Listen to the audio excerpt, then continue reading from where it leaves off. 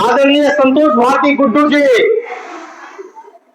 आज के कार्यक्रम के बतौर उद्घाटन करता और जिनको बिहार विधान परिषद के अंदर हम लोग लगातार सुनते हैं, ऐसे अपने बीच मौजूद आदरणीय सर्वेश जी मंच पर विराजमान इस नगर की उप सभापति आदरणीय श्रीमती ज्ञानती देवी जी,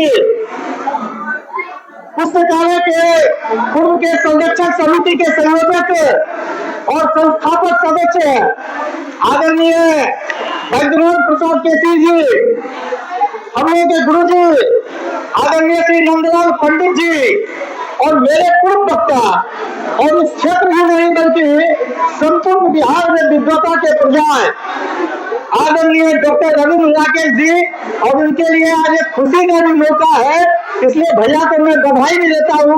अब किस चीज की बधाई देता हूँ, ये मेरे और भैया के बीच की है। अब मैं तो विजय में बता रहा था। आज इस 70वां स्थापना दिवस पर मौजूद इस पुस्तकालय में हमारे सभी भाइयों एवं बहनों, मेरे छोटे छोटे बच्चों, अपनी बात प्रारंभ करने से पूर्व मैं पुस्तकालय के विभिन्न पदों पर रहे और क्षेत्र के सर्वश्रेष्ठ चित्रकार, कला प्रेमी, रंगमंच के जितेरे, सर्वश्रेष्ठ रंगमंच के विजेता जिनका 2 दिन पहले निधन हुआ, इंद्रदेव प्रसाद सिंह, उनको श्रद्धांजलि अर्पित करता।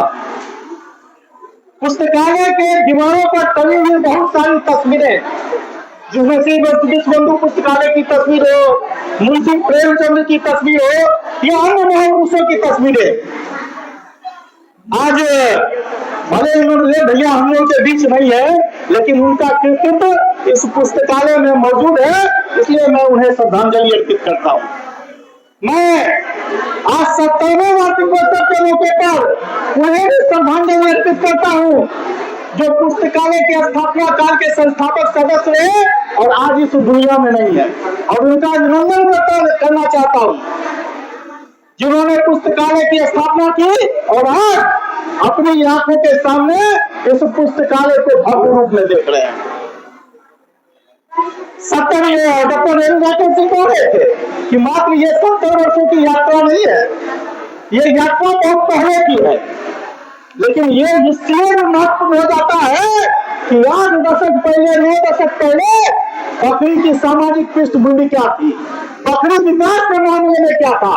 हमारे पास भले रोटी नहीं थी, लेकिन हमारे पास ज्ञान की पिपासा थी, ज्ञान की भूख थी, और तब इस स्थिति में आजादी के तुरंत बाद समाज ऋषियों ने 27 जुलाई 1956 में इस पुस्तकालय की स्थापना की, और पुस्तकालय में विकास यात्रा तब शुरू होती है जब नीचे के एक छोटे से वाचनालय कक्ष हुआ करता था और उसी में पुस्तकें भी रखा करती हुआ करती थी। और आपको सुनकर यह सुखद आश्चर्य होगा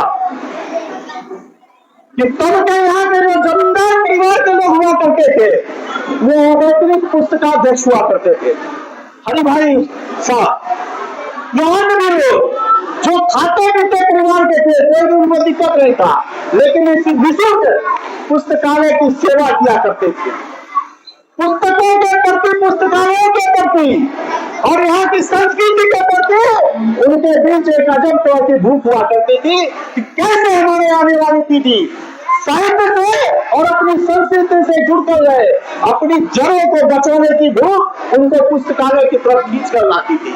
और आज 70 वर्षों की यह इस यात्रा चल रही है। ये यात्रा खराब नहीं हुआ है, मेरी आस्था को छू रहा था, और सार्वजनिक तौर पर कहता हूँ कि इस बच्ची से मैं अच्छा नहीं बोलता हूँ।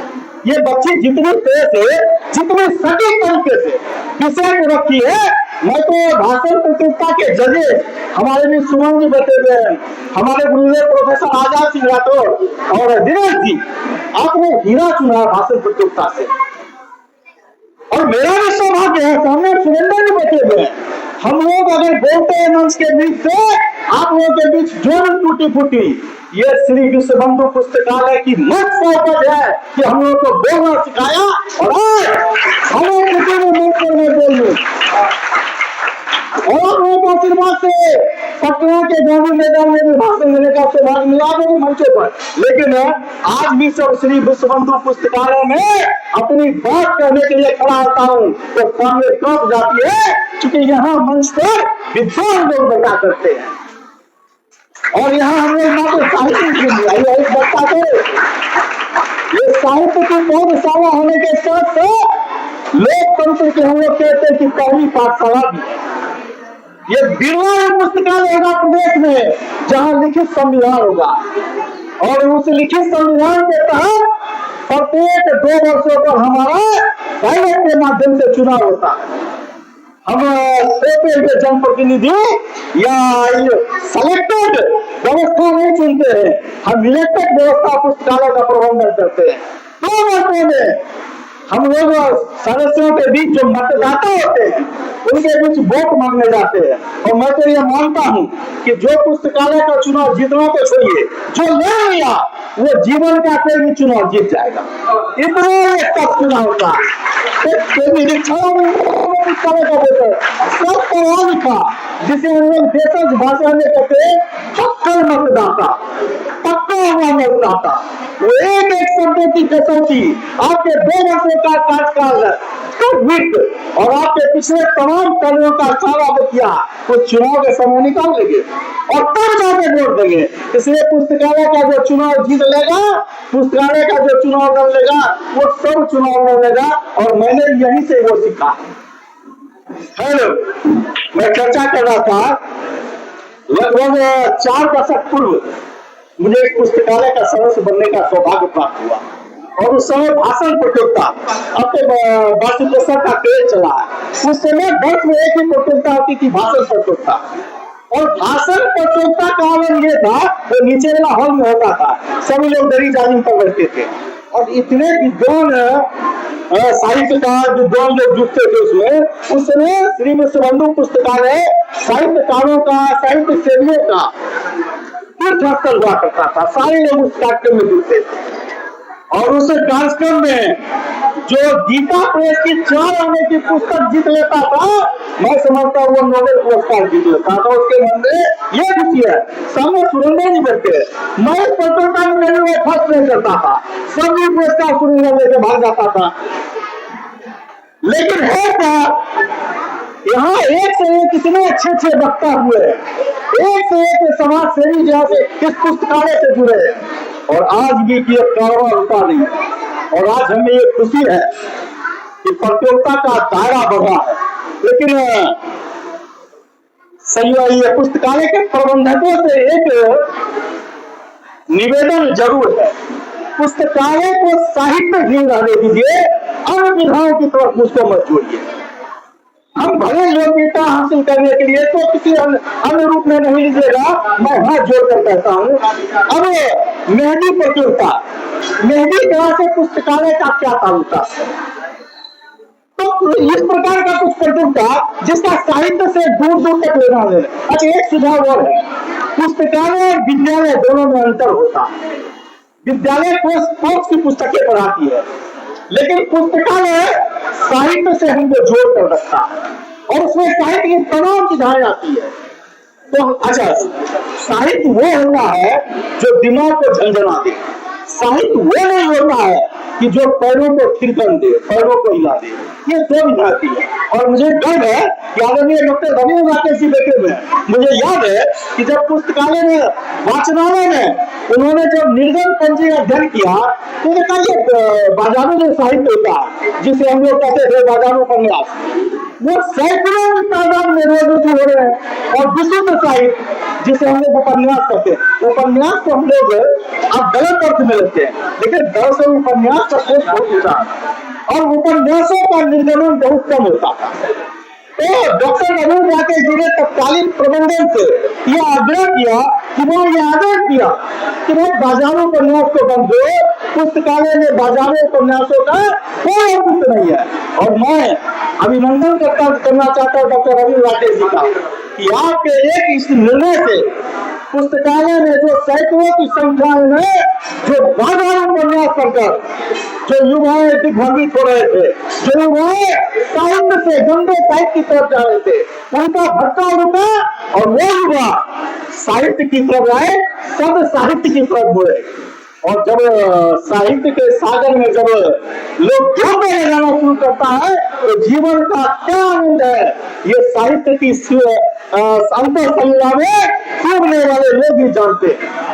और मुझे भी गर्व है कि मेरी उम्र चाहिए, यहाँ मैं बैठा हूँ, वहां पर प्रेम किशन बैठे हुए हैं और वो लोग उस तरह के पाठक हुआ करते थे। उन लोगों ने तब साहित्य की तरफ अपना मुंह तोड़ा और जब साहित्य की दुनिया में हम लोग गए तब जाना कि साहित्य का रस क्या होता है। और आज ये पुस्तकालय 70 वर्षों की यात्रा में अनेकों विकास के सोपान तय किए हैं। मैं अभिनंदन, मैं धन्यवाद देना चाहता हूँ पूर्व के सचिव राजेश अग्रवाल जी का, और उस समय उनके अध्यक्ष हुआ करते थे स्वर्गीय नंदलाल खेतान जी।